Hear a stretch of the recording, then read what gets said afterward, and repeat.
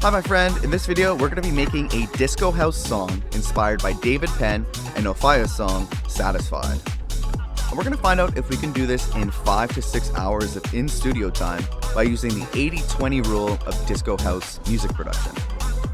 What you're listening to right now is the song that we'll be working on, and what you're looking at right now is the Ableton project file that we'll be working on.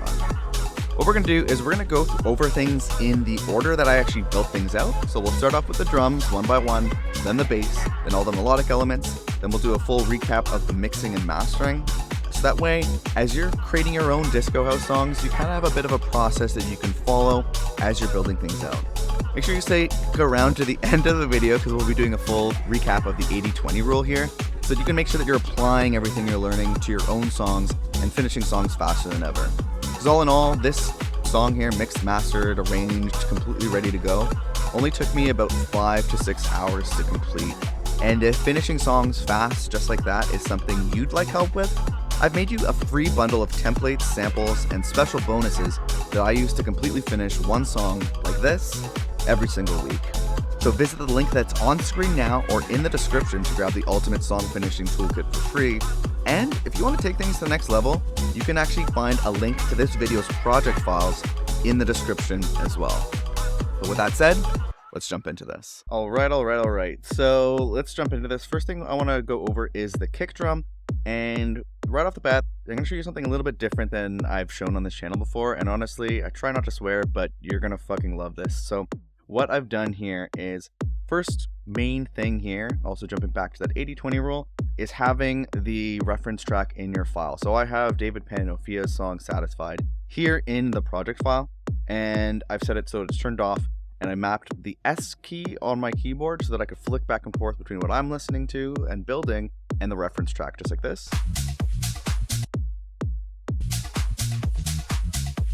Just like that. And so when it comes to building out the kick, what I did is, like normal, I found a little spot here. Like you can see, I made this little cut in the reference track where the kick was kind of playing by itself. Then what I did was I dragged it onto this little rack I made called the R kick, which is short for reference kick. So drag it onto here, and you have like the quick macros to be able to quickly kind of isolate the kick drum so no other sounds are playing, and you have a kick drum that you can use. However, what I did to take things to the next level is then what I did was I flattened and froze it. So right click, flatten, and then right click again, and then press freeze. And that creates something like this over here. So then we have that reference kick playing here, and I was able to then cut it. And then this is where things get a little interesting and different, I think. So I then grabbed this sample and I dropped it into this program here called Synonym. You can see here I'm trying it out as a 30-day trial. There's a couple different types of these sample plugin library manager things that have some kind of machine learning or AI where if you drop a sample into it, it can then reference all the other samples that you have on your computer to find something similar. So the idea is I drop that kick into here, which sounded like that, a little bit different. And then you can, I think, click this button here, and it'll show you a whole bunch of different samples that you have that sound similar or different degrees of similarity. Then what I did was I dragged that into the drum rack that I have here, a couple of different sounds, and then kind of jumped between them using the selector that I have here, so I can change them and flick to the reference, back and forth. And I ended up on this one here, which is a sample from Rocket Powered Sounds, which we'll talk about later.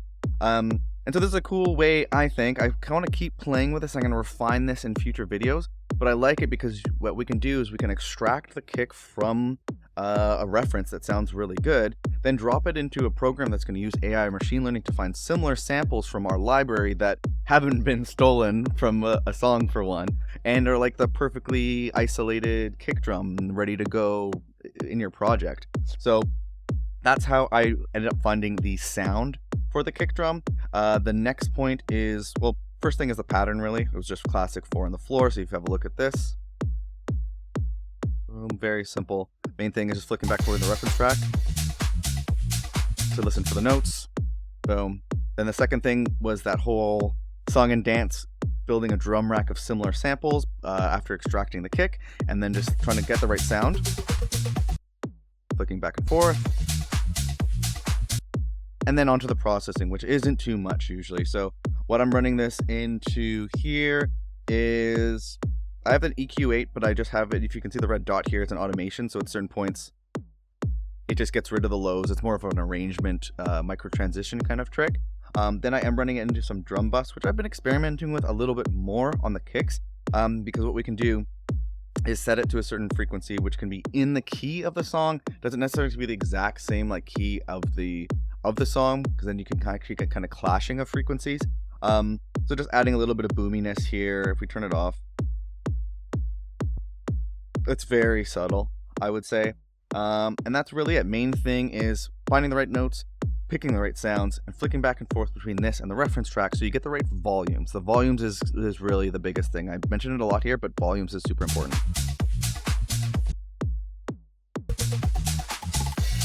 Flicking it kind of on time like that. Cool. So the next thing that I brought in was this snare. So let's have a listen to that and a look at the pattern. And so flicking back and forth between this and the reference, it's just a classic, like it's on the 2 and the 4 and the 2 and the 4 in terms of the pattern. In terms of the sound design, I did try to do something similar with Sononym, where I extracted out oh, I can't find it, but whatever. I extracted out a spot in the reference track where the snare was more or less isolated, dropped it into Sononym, found a bunch of different snare sounds. We can have a look here, and built out just for 3 or 4 using that similar sound feature. Found a bunch of different ones again from Rocket Powered Sound, and then landed on this snare here using the selector to kind of pick the right sounds is the main thing. So let's listen back and forth.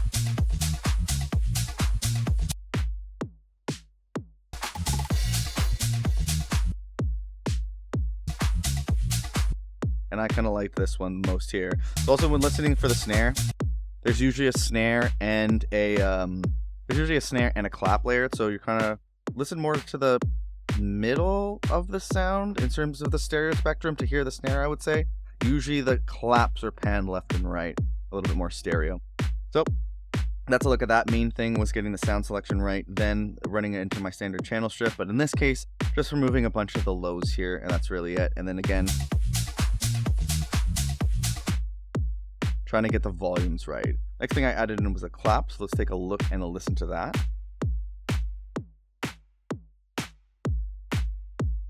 You can hear there, it's really the clap, I feel like, that's really driving the track here. The snare is just kind of filling it in the middle. So what I have is 2 different sounds that I found from, again, Rocket Powered Sounds here in this case. I have one panned a little bit, pushed a little bit to the left. Not always the same, it's a little bit different, looking for some kind of humanization here. And then the other one, I have another clap there that's pushed, I think it's more or less just dead center. So I just have one that's kind of moving a little bit off the grid. Then what I'm doing here is I'm panning it a little bit left. No, I'm not. They're just layered over top of each other. Cool. So yeah, just found 2 cool clap sounds. Flick back and forth.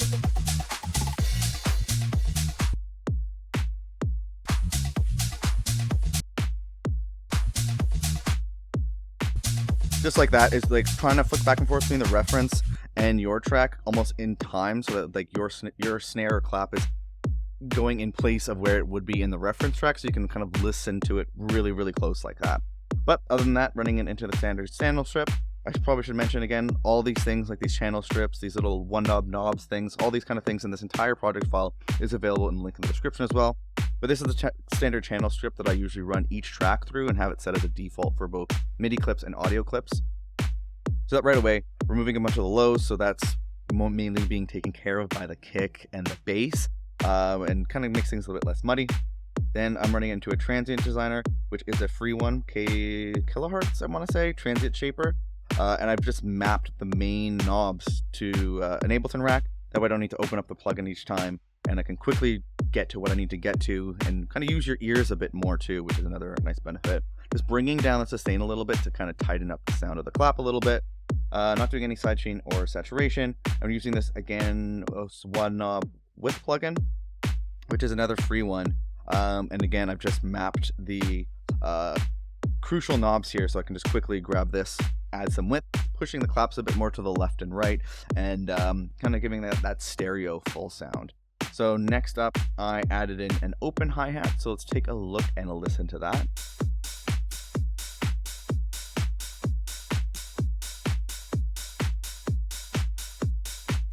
And so what we got going on here is the classic kind of position for an open hi-hat, so it's like the off beat in between each one of these beats. I have 2 claps being layered here, and the only difference is there's a little bit of change in volume or velocity. So the first hit's a little harder, the second one's a little softer, just trying to add some kind of humanization. Went for 2 different hi-hat sounds. Let's see if we're doing anything in terms of like panning. So I have one that's panned a bit to the right in the simpler device here, and then one that's probably panned similar to the left. So it's kind of giving it a stereo sound. I feel like in this kind of like disco housey kind of vibe, it's pretty common to have this kind of like fat ass open. Hopefully that didn't, microphone just fell, sorry about that. But yeah, kind of going for this like super fat, like it's taking up quite a bit of the sound, I would say. So let's flick back and forth between this open hat and the reference track. Kind of take a listen to the sound selection as well as the volume is what we're going for here. So let's have a listen.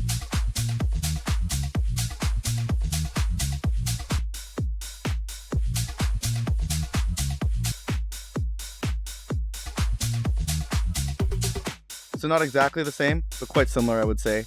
And it has like more of a fullness to it is how I would describe it. So other than that, the next thing is looking at some of the processing. So I'm running it into a bit of an overdrive here, trying to add quite a bit of volumes happening there. Whenever anybody on YouTube, including me, does stuff like this, if it's like, oh, look at this plugin, if it's mostly adding volume, like remember to keep that in mind. It's like, oh, well, that sounds better. Like loudness just sounds better to the human ear. So in this case, it's not volume matched. So pay a little bit more attention to like kind of the distortion fullness that it's kind of adding as opposed to just the volume.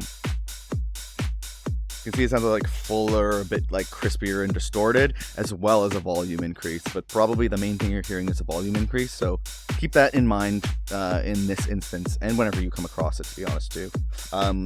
Next thing is running it into the standard channel strip. So removing a whole bunch of the lows here, using the transient shaper to add a bit more attack so that the transient's a bit punchier and in your face a bit more, and tightening up the sustain a whole ton so that the open hi-hat sounds way less floppy like that, I guess, and it's a lot tighter. Then we're running it into a 1-knob sidechain. It's just Ableton Saturator, just mapped here so that it's easy to get to, and that's about it. Main thing again is volumes. We'll move on to the next, which is going to be the closed hi-hats, which is adding a lot of the groove, and well, let me just turn it on and let's have a look and listen.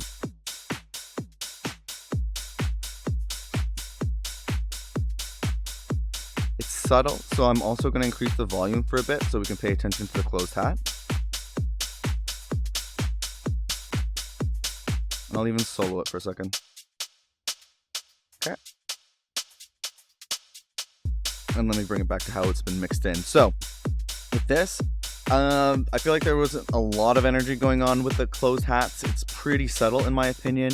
So let me show you how I built this out. So first thing I usually do with closed hats is I'll start with one of these notes here that I've highlighted, and this is kind of just mimicking the open hi-hat position. It's adding some fullness to that open hi-hat sound, and also making it so that as terms of an arrangement, you can have it so that you remove the open hi-hats at points, and when you remove the open hi-hat, the closed hi-hat is still filling in that gap as well, so it's also useful for arrangement.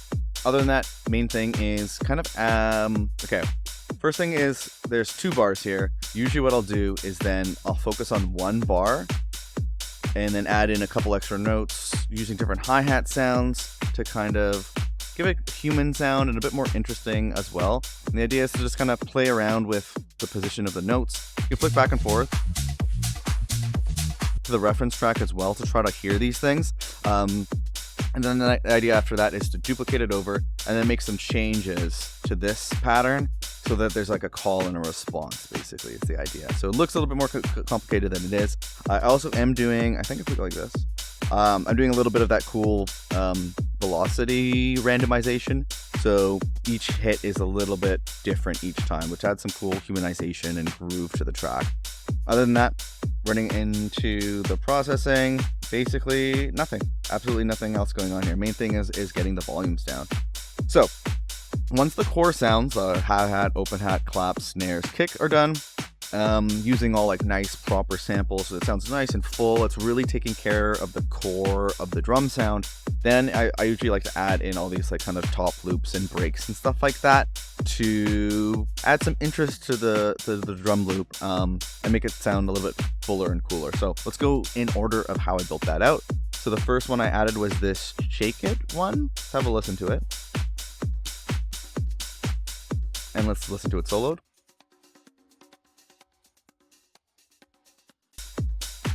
So if we listen to the reference, I don't think, maybe there's some kind of like bongo-y stuff, but I was feeling the vibe.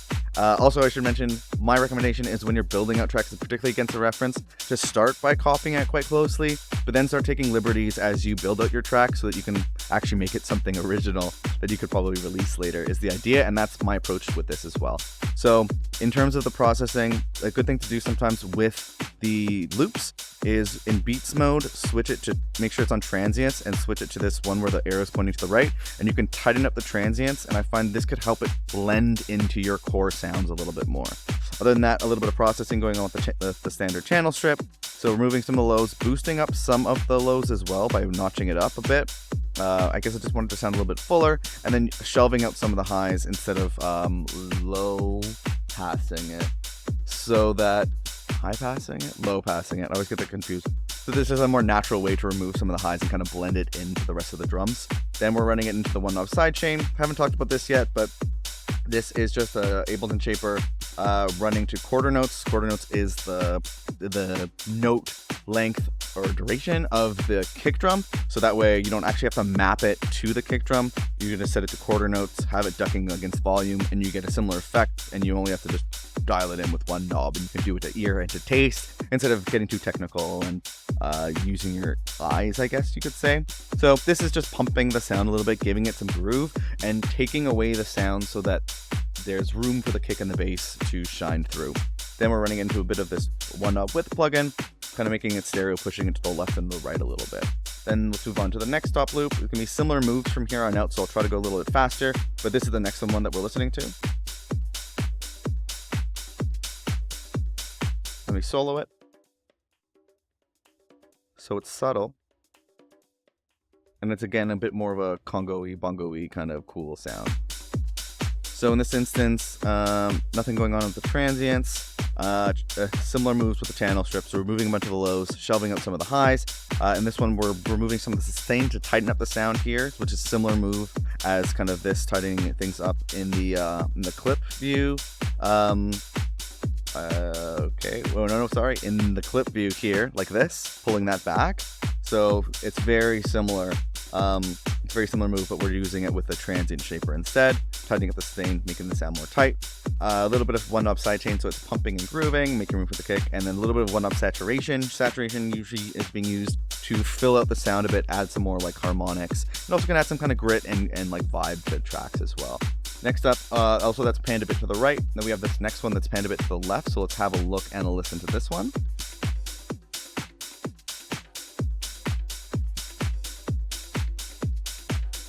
Solo it for a second. So another cool kind of congo-y, bongo-y thing. If we have a look here, again, we're pulling back the transients a bit to tighten it up. There's actually something cool that I want to show you. I might have did this on some other tracks, but I don't want to double back. But I switched it to clip and set it to gain, and then brought down the gain in this track so that I'm kind of controlling the sounds that are coming through in the top loop a little bit. I didn't want whatever this was coming through as much. It might have been kind of like tonal, or I just didn't like it. This is something you can do too to kind of, again, customize your drum loop, your top loops a little bit more, make them a little bit more unique as you're blending them into your drums. Then we're running it into this channel strip, removing some of the lows, shelving out some of the highs, ducking out some of the sustain to tighten it up a bit, a little bit of one knob sidechain, and away we go.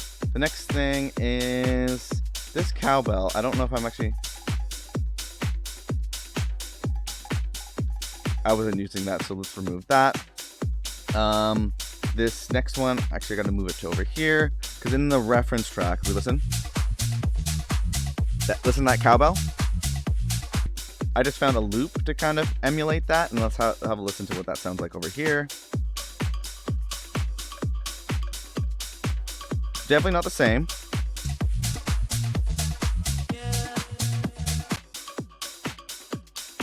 Definitely different. Just found a cool loop on Splice. You can see here, one thing I did do is the starting point is actually here, and I just kind of shifted it over. I just like the pattern that sounds a little bit different. So that's another thing you can do to make loops a little bit more your own. You can change the starting point of them. So just found something cool in Splice, and then running it into a bit of overdrive saturation. It sounds kind of distorted, I would say, or something sounds just more interesting to the sound in the reference. So added in some overdrive here.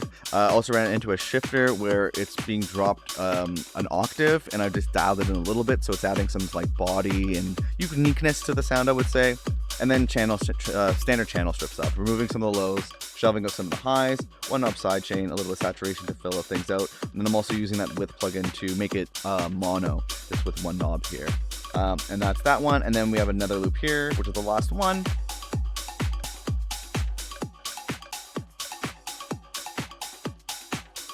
Just a cool other loop that I found on Splice. And let's have a quick look at the processing here. So removing a bunch of the lows, a little bit of one up side chain, a little bit of saturation. And that's a look at the drums. All right. So let's dive into the bass here. So the very first thing, right off the bat, first key here is the song David Penn and OFFAIAH's song Satisfied is in here as a reference track, and I've set it up so that it's turned off, but when I press the S key on my keyboard, I can flick back and forth to try to get things to sound similar. And so for this one, it's like with this disco bass sound, it's definitely kind of mostly a sub bass with maybe a bit of a sound of like a bass guitar, I would say, but it sounds like it's mostly, I would say, sub bass. So first thing is the notes. So let's have a look at the notes and a listen to that. So the idea is to flick back and forth.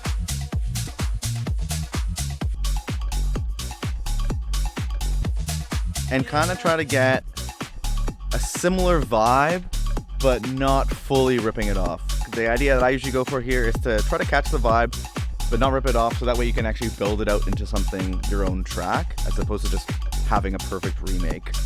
So this is kind of the vibe. It's kind of like a cool little stuttery repeating sound, I would say. Just look at the notes. I'm not crazy with music theory, so just have a look at them, I guess. And if you want the project files in the description. The next, let's move on to the next phase, which is the sound design. So when it comes to the sound design, I always like to have two layers with my bass, a sub layer and a bass guitar layer. And the first one I usually like to do is this sub layer. So this is what the sub sounds by itself. So you can hear it's carrying most of the weight of the track and even most of like the sound of the bass as well. And so what's cool about using a sub like this is it's similar to using like a basic guitar or a basic piano. You can start like this without focusing on the sound design and really make sure that you get the right notes. In addition to that, when you're mixing, then you have one track that takes care of all the low end, and then you can have another track that's taking care of more of the character and the vibe. So keeping things on the sub for now, before we get to that character and vibe, I'm running into a little thing that I made here called the V sub, and it's basically just operator doing a basic sine wave with the option to add in different levels of saturation, which can fill out the sound a bit, make it so you could hear it on laptop speakers a little bit more, and also can add some vibe and character to your sub bass.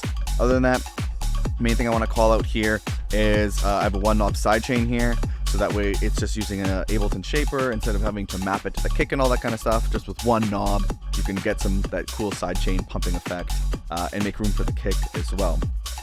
So that's a look at the subs. Then let's add on the bass guitar layer.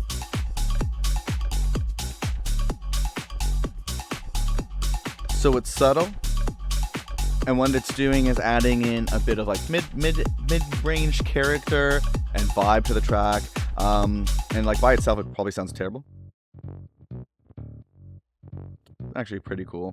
But so the idea here is, first off, in terms of the notes, you'll notice that there's no notes here. And what I'm doing here is, instead of having this over here set to all ends, I've set it to subs, which means the MIDI from subs is going to be automatically routed into this channel. This way, as you're building out the track, if you kind of change things up on the MIDI here, you don't have to copy and paste things over a million times. It's just going to automatically route in. A big key point here, though, is when working with multiple layers like this with your bass, one thing I like to have always is a pitch device. So that way, in this case, I had to move it up an octave from what sounded good on the sub. Sometimes you might need to move it up 2 octaves, sometimes down. And this way, you can still route it into their mid-bass layer and adjust the pitch all from here. Then I'm running it into this little device that I made. It's a bass guitar sound from the plugin, but I didn't want to like load the plugin every time. So just kind of added into an Ableton sampler device. It's kind of a bass guitar sound. I am adjusting the sustain a little bit so this sounds a little bit tighter, trying to kind of make it a little bit more cohesive with the sub sound. And then a lot of EQ here, just getting rid of all the lows because you want the sub to be taking care of that department. And then I'm rolling off a ton of the highs too to get to kind of keep it blended in and mostly kind of trying to keep it more of or less a subby sound, I would say. Then the next thing is running into the transient shaper. It's just a free kilohertz transient shaper, and I've mapped all the main knobs here, pulling back the sustain so it's tightening up the sound a bit. Then running it into this one knob width plugin. It's a plugin called Wider, and that's free as well. Again, just map the main knobs here so that way I can just quickly adjust the width. Trying to make it so the mid bass is a little bit more stereo, so it's filling up the sound a little bit, and leaving the center free for the sub to take care of. And then we're running into a one knob sidechain, which is similar to what's built into that D sub. This is kind of what it looks like. It's a shaper device going to quarter notes and just ducking out volume instead of having to play with compressors and do all that kind of stuff. And just with one knob you get it done. And then a little bit of saturation to fill out the sound a little bit. I'm just using Ableton Saturator here. And that is pretty much it. I do want to show you in this particular tune, I took like a left turn on it. So if we listen to it's more or less just that. And then I built it out so that eventually like a chord progression happens. So I'm just going to show you the back half of this remake.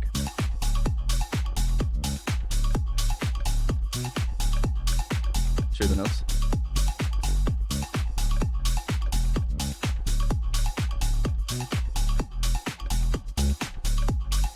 So again, we listen back to the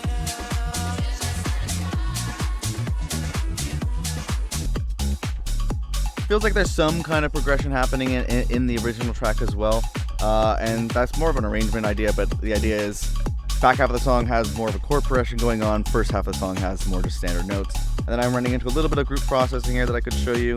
This is all off. I'm running into a K-clip to kind of take control of the levels a little bit, aiming for about a decibel of reduction there, and then running into this bass punch in parallel, a bit of parallel compression here, a little bit of saturation, and the K-clip again. I'll go over a mixing video in this one, and we'll go into that in more detail. For sure. Kind of cool spot here. Okay, and I think in terms of the bass, that's a pretty good wraparound, I would say. Let's go into an 80-20 rule recap. I want to make sure you have a good understanding of all the key ideas of like 80-20 rule mixing here, really locked in. All right. So when it comes to kind of the synths and vocals for the disco house sound, I'd say the kind of thing I was going for here was it's usually remaking some kind of classic disco house track. You're going to want to find something that has a cool groove to it, like the instrumental is kind of cool, and the vocal is pretty freaking important. So those are kind of going to be the main focuses here. When recreating this track, I definitely took it into a bit more of I feel like it's not as energetic and it's not as like upbeat. It's a little bit more sadder, kind of has that like classic filter house like Fred Falk and those guys is kind of what mine went into. But with that said, let's kind of go through things in order of how I built things out. And again, one of the main things right off the bat, a little key there for the 80-20 rule, is having the reference track in the file, as you can see here, and having it mapped so that the S key, when I press it, goes back and forth to help set the right volumes and the levels and all that, because that's really going to get you, that's the fast track there. So with that said, let's focus on this melodic group that I built out. The first thing that I added was this, and we're going to go in order as I added things so you can get an idea of how to do this yourself too, which was this. So I think the idea that I was coming from here was I just wanted some extra noise and something interesting going on to add to the drums and the bass. And so I just found some kind of little sample. Tried to find a little spot in the sample like of noise here where there's like a vocal kind of almost coming through or talking. I feel like the original track has some cool little like vibey stuff like that. So just found this thing. I think it was from Project Freesound. I threw on an RC20 to add some vinyl crackle and that kind of stuff. Then ran it into the standard channel strip, removing a bunch of the lows, shelving out some of the highs. A bit of one knob sidechain to kind of pump it, make sure it's making room for the kick. And that's about it for this one. Moving on to the next bit, I think I went straight into vocals, which seemed pretty important. So first there's this one.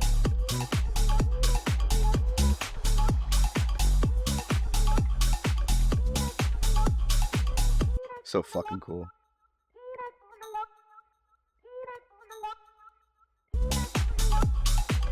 So for this, what I did was I found a cool sample on Splice. Kind of looking for like diva vocals, soulful vocals, those kind of things. And as you can see, I just kind of cut it up a little bit. So it's kind of doing that repeating pattern, and then near the end of it, it kind of doubles up and makes things a little different. It is to kind of cut it up a bit. You can see it's like keep it on the low, keep it on the low, keep it on the low. So cutting up the sample is pretty important to make sure it's a bit more unique and it's not super repetitive. Other than that, main things going on here is a little bit more EQ than I normally do. So we're removing a bunch of the lows and then also shelved up a bunch of the highs. Just felt like it wasn't cutting through as much.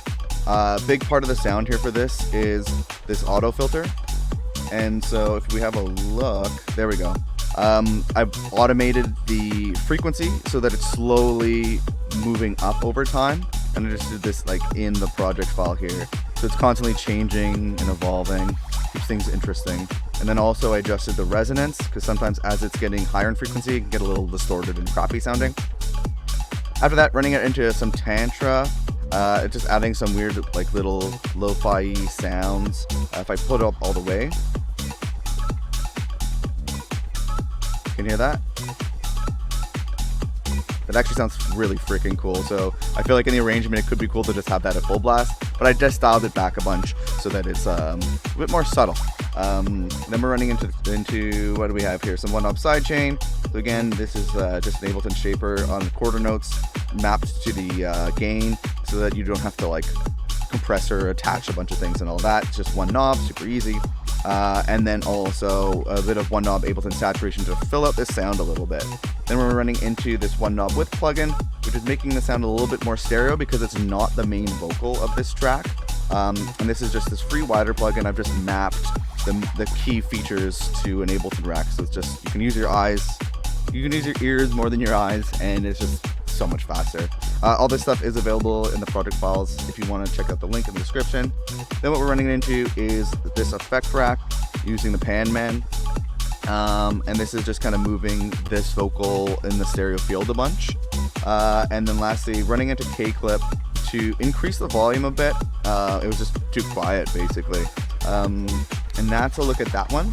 So next, let's have a look and a listen to the main vocal right now.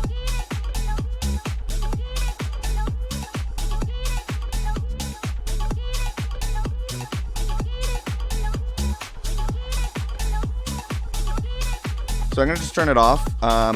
Keep that in mind because, yeah, when there's two vocals talking over each other, it could sound like all messed up. But basically, it's the same vocal, just not like high passed or anything, or not like low passed. So just coming in full, it's meant to be the main vocal. So this one, just removing some lows, a bit of one knob sidechain, a bit of saturation to fill it out, and that's basically it.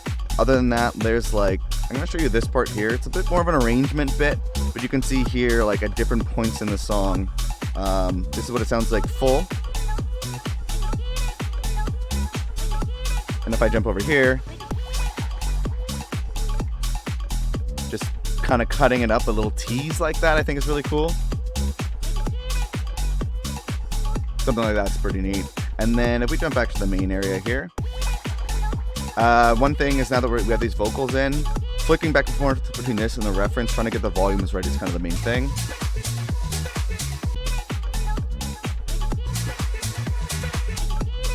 think ours is similar, not perfect, but definitely similar.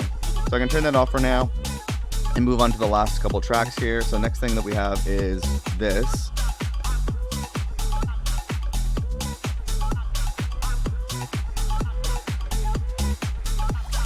I'm gonna solo it for a second. So just some cool thing I found on Splice. Kind of subtle, plays against the other vocal parts that are in there. It's just mostly just dropped right in there. At certain points in the arrangement, it's kind of like cut up and teased a little bit, like you can see here. But for the most part, it's just playing. It is what it is. What we got is a little bit of compression. Just trying to tidy up the signal a bit because it was kind of fluctuating. Lots of like high peaks and low lows. I wanted the signal to be a bit more same volume throughout the duration of the phrase. So just a little bit of compression there. I did fast attack, automatic release, and about 2 to 3 decibels of gain reduction.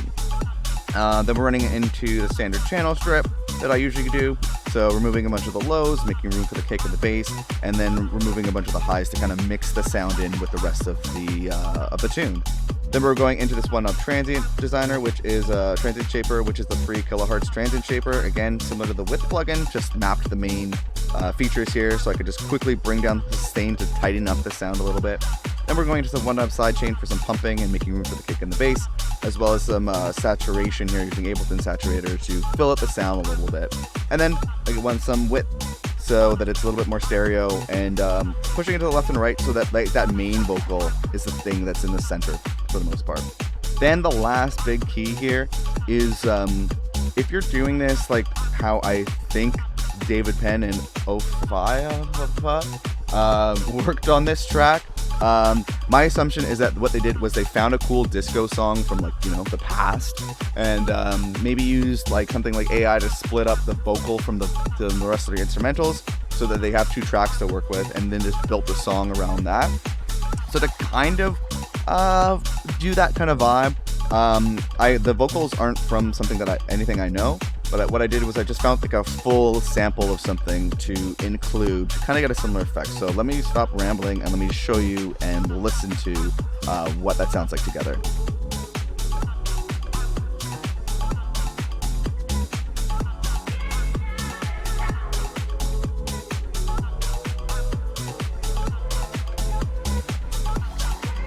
Solo it for a second. So nice.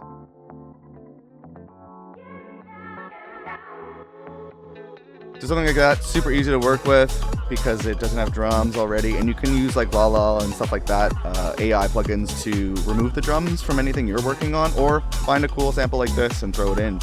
Main thing is this sample is doing a lot of the heavy lifting here. It's a really cool sample, and I just made some slight changes to make it so that it's not just totally just dropping a sample in there. So those small changes were as such. So removing a bunch of the lows, mostly of a mixing tick to make sure that the bass and the kick are not interrupted, letting the low end do its thing. Main thing really is this filter where over the course of the track, it's more high passed and kind of more swelling down like that, and then it makes it sound like it's evolving and coming in and out throughout the track, which I think is super cool. Other than that, a bit of one knob sidechain to make it give it that pumping effect, and then a bit of width to push it to the left and right. So for the most part, it's really just the sample doing a lot of the heavy lifting. And then one of the last things that I did add in was this, which I think is just noise. Listen to this. Water sounds. I just wanted to, I guess. And it makes it sound a little bit more interesting, I guess, if you're really paying attention. But really, that's some subtle stuff that maybe is just something I like to do, and you don't definitely have to do that. Yeah, with that said, let's hear it all together.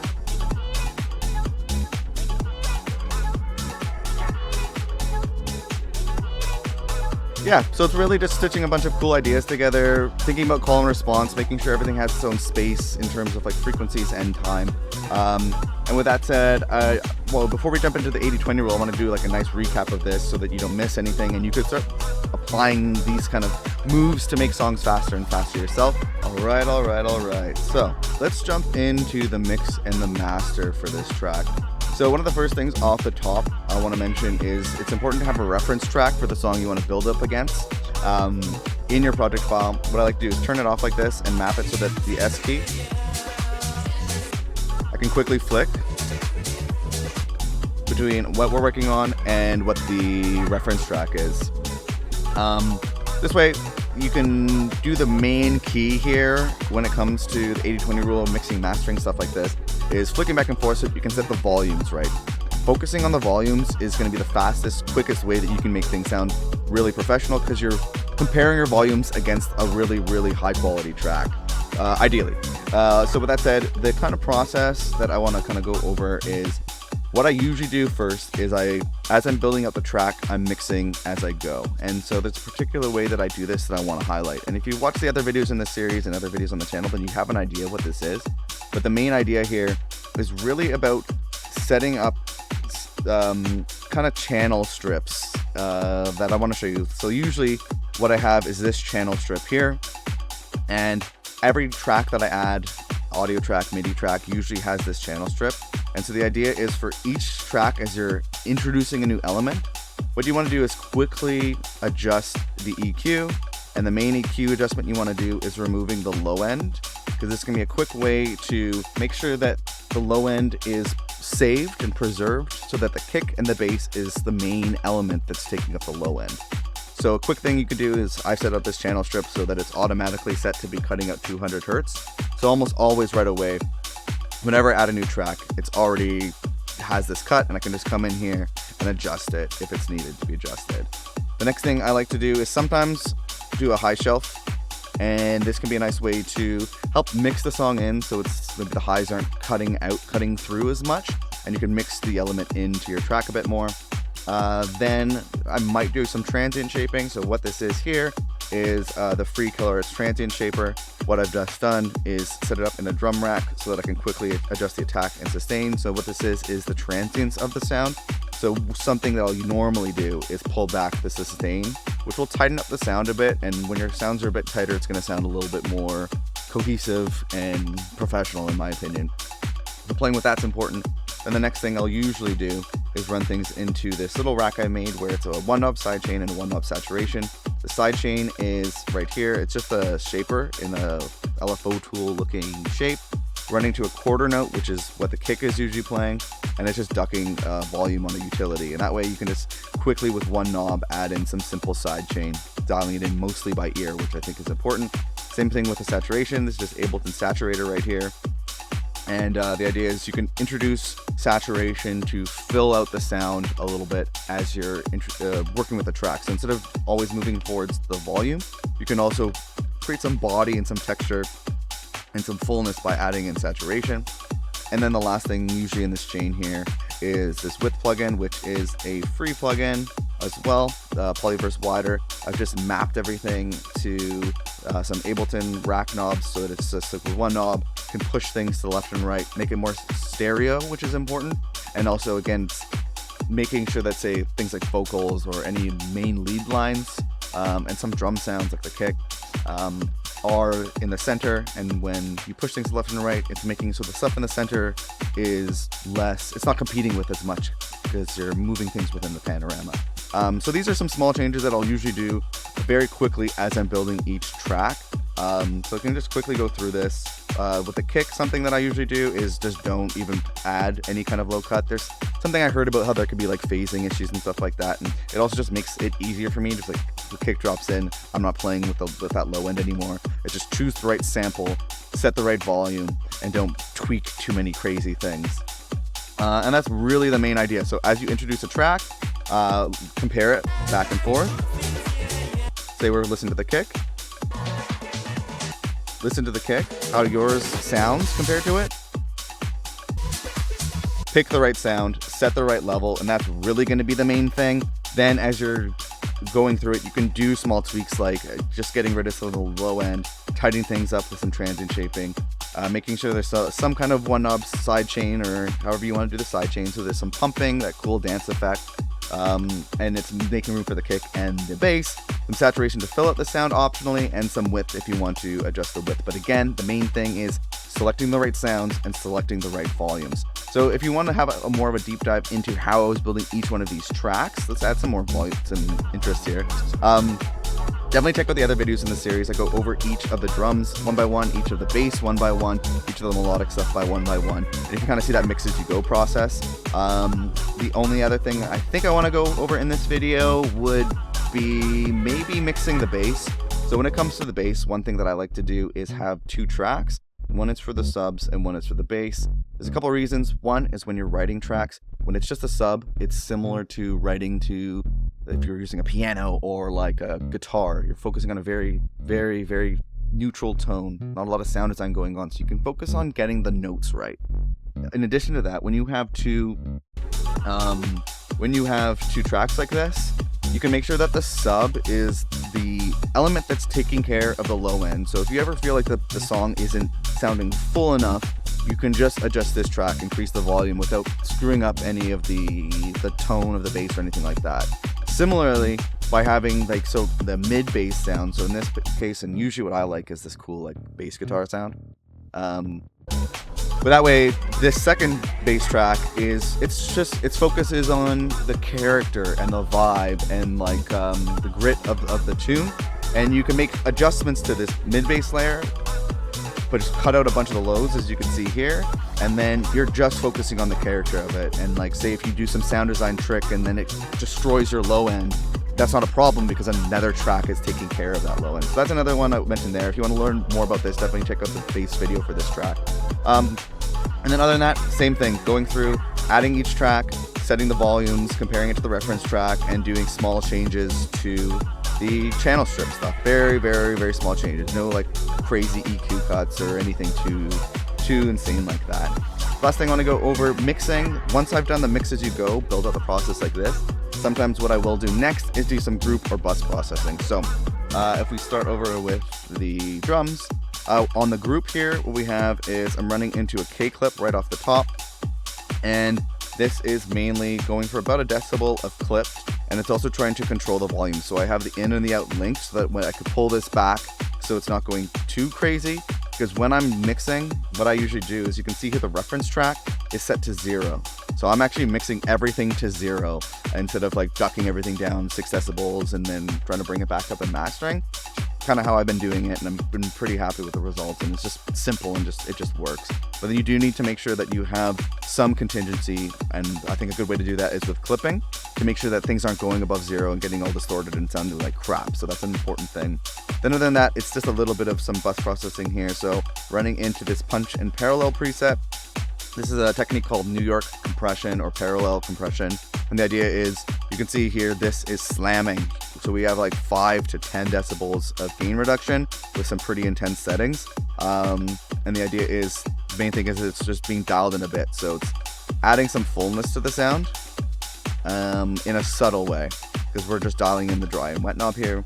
Then similar idea, we're going into a saturator and pulling back the dry and wet knob, so it's adding in a bit of saturation. And the idea is, by running through all the drums through a similar compressor and saturator, it's going to kind of tighten up the sound a bit and add some kind of cohesion, because everything's having the same processing being applied to it, which is super cool. And then lastly, going through another K clip here, going for less than a decibel clipped. We're already doing quite a bit there. Just trying to control the volume, make sure it doesn't go above 0 after all the processing we did. Next up is the processing on the bass. So these are all off, so we'll just scoot over to what's on. Very similar moves. As you can see here, what we're doing is starting off by going into a K clip, going for under a decibel clipped here with the linked function, so that as I was setting the volumes for the bass, this is going to make sure, even though I'm bringing it down 3.5 decibels, it's automatically bringing up 3.5 decibels. So all those volume changes of mixing against the reference track are going to be preserved, and you're not going to be adding in too much volume or taking way too much volume as you do additional mixing steps like this. I'm going to adjust the microphone. Hopefully that wasn't too quiet for that whole stretch of time.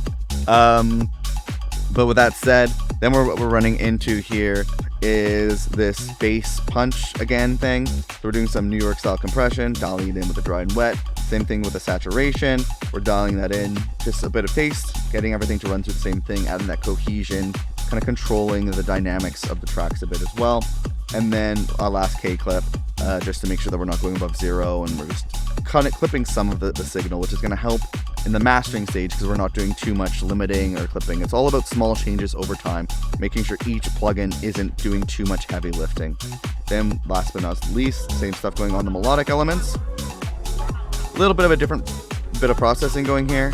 We're doing that New York style parallel compression, also running it into some OTT. OTT can really bring out kind of some like energy and like high end and make everything sound a bit more present, but it's also important to dial it in at a smaller level, so just about 10% here. And also the high's been controlled a little bit because OTT could add quite a bit of too much high end, I would say. And then similar thing, saturation, we're running everything through the same saturator, and then into a K clip, looking for about a decibel or so of gain reduction on all that. And then all the effects are running into just a K clip, so I could bring it up and get a bit of clipping on that as well. So everything is being clipped a little bit so that when we go into the final mastering stage, which is right here, all the mastering is simple. It's not going to be each plugin is not going to be working as hard, which is really important. So let's do a quick run through of the mastering. I'm using a MacBook Air, so this might get a little hairy, so I'm going to try to turn everything on in a sequence, and I might have to turn some stuff off if it's starting to destroy the computer. But generally the first thing I do is, so let's turn this on.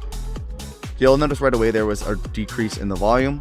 One of the big things here is this compressor. So one of the first things is to run the mastering, in my opinion, of course with all this I guess, is to run it into a bit of compression, just lightly going for about like almost a decibel of compression, just to like lightly control the signal a little bit, make things a little bit more smoother, and what we're looking for is really just a very small amount of compression being applied here, so about a decibel. Since I mix to like 0 all the time, I find that if I didn't have this utility on at the beginning, it'd be like 2 or 3 decibels of compression, which I feel is a bit too much. And this is with the threshold at 0, so there's nowhere for me to go here. So what I like to do is just have a utility on here, so I can use this utility to bring down the volume so I'm getting the right amount of gain reduction. In addition to that, on this compressor, we are setting it up so that it's not, it's skipping basically the kick drum. So we have this like little like low pass. It's not low passing the signal, it's just adjusting how the compressor is reacting. So by bringing this up, the kick is impacting the compressor a little bit less, and that way we're not getting as much kind of like weird, crappy pumping sounds basically. Next thing that I usually do is I add in this Golf Floss Master. So this is like kind of an AI EQ plugin. Very subtle settings, around 11 to 15% for recover. Same thing for the tame. Usually dropping down the brighten a bit and then bringing back this kind of low pass. So that way, this can add a bit of like too much high end, I find. But again, this is a really subtle plugin, I would say. If I turn it off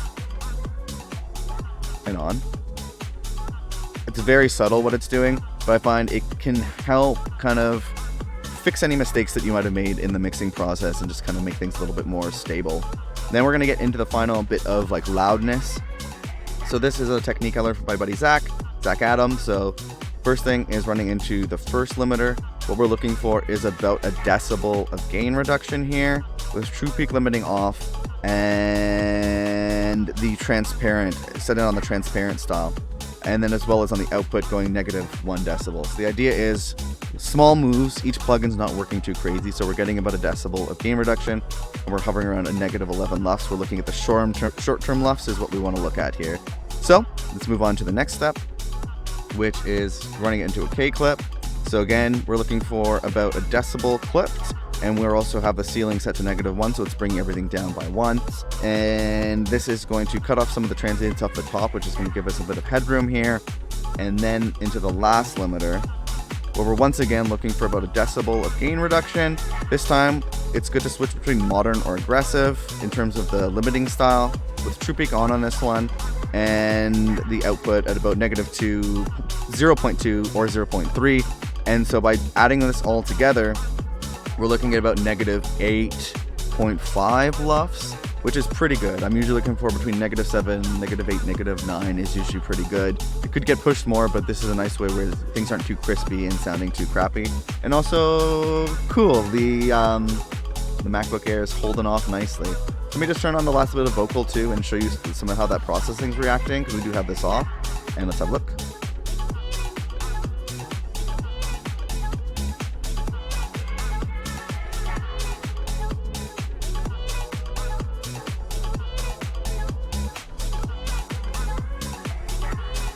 Boom. So that's a look at the mixing and mastering. I'm glad my computer is not exploding, but hopefully it didn't bring the volume up too much or anything. Yeah, that's a look at that. One thing I want to mention before we jump into the 80-20 rule here is this video is sponsored by our good friends over at Rocket Powered Sounds. The kick, snare, and clap samples that you heard in this project file was actually from their Ultimate Sample Pack, which is a massive sample pack filled with over 1,000 usable and iconic sounds. And as a special bonus, you can get 30% off of that Ultimate Sample Pack. Just visit the link on screen now or in the description, and be sure to use the coupon code ULTIMATEBESTFRIENDS to get 30% off. Thank you again to Rocket Powered Sounds for hooking up our community here, and let's jump back into the 80-20 rule for this vid. Hi my friend, Matt from Best Friends Club here, and if you've been paying attention to this super long video, then you've probably figured out what the 80-20 rule is when it comes to building out your songs. The goal here is to get 80% of the result with only 20% of the time, energy, and effort.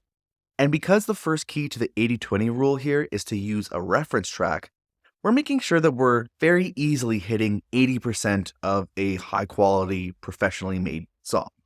In particular, we use that reference track to make sure that we're picking the right notes, sounds, and volumes as we're building out our song. The second key of the 80-20 rule here is to mix as you go in an extremely streamlined way by only focusing on the volume of each track, as well as using a simple repeatable channel strip for each track that we're adding to our songs. The third and final key is to repurpose your old project files and have a suite of powerful templates, Ableton racks, and one-knob effects that you've personalized and curated over time. If you'd like to get a head start by downloading all the racks, templates, and all the files that you've seen me use in the Ableton project file for this video, or if you'd just like to take a closer look at any of the techniques or tracks you saw me work on in this video at your own pace, you can find a link to this video's project files on screen now and at the second link that's in the YouTube description.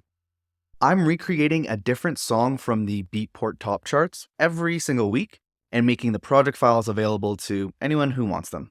You'll also get access to a private Discord where you can ask me and the community questions, as well as share tracks for feedback. If you or your music are not quite ready for a shot in the arm like that, I've also made you a completely free bundle of templates, samples, and special bonuses that have helped me figure out how to completely finish one new song each and every single week.